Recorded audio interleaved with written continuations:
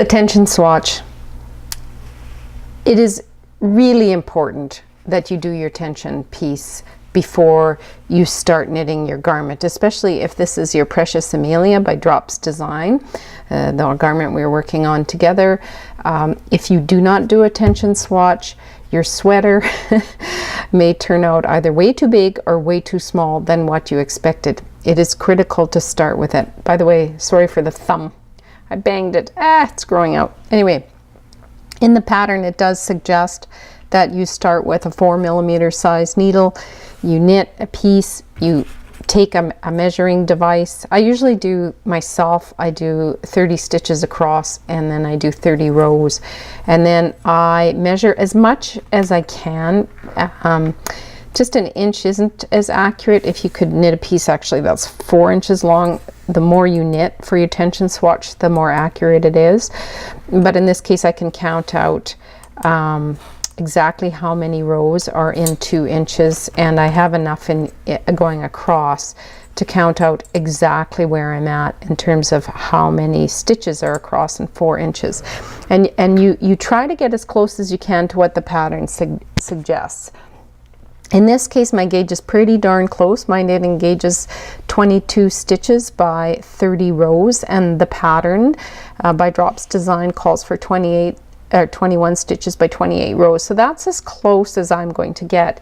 I ended up using a 3mm needle because I am a loose knitter. If I did it on the 4mm, my gauge is too loose. So in other words, I don't get enough stitches in the inch. So I ended up with something like 18 stitches per 4 inches, which is too big. So I know from experience, as soon as I see the size, I know I drop down. But what I would suggest with you is you start with what they say, knit a swatch, try the 4mm, see how you are.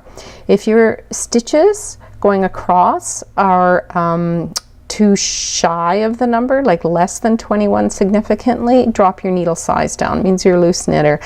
If you do the 4mm and you end up discovering that you've got 26 stitches across, it means you're a tight knitter, and therefore you should bump up your needle size.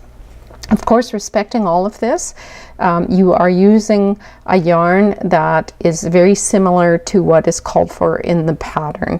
In the Drops Design, they are suggesting that you use the Drops Muskrat from Garn Studio, which is a cotton base. I'm choosing to use an acrylic base, but you find something that's equal in thickness and properties to the yarn that's recommended in the pattern. Again, because if you don't, you can end up with something that's all out of whack.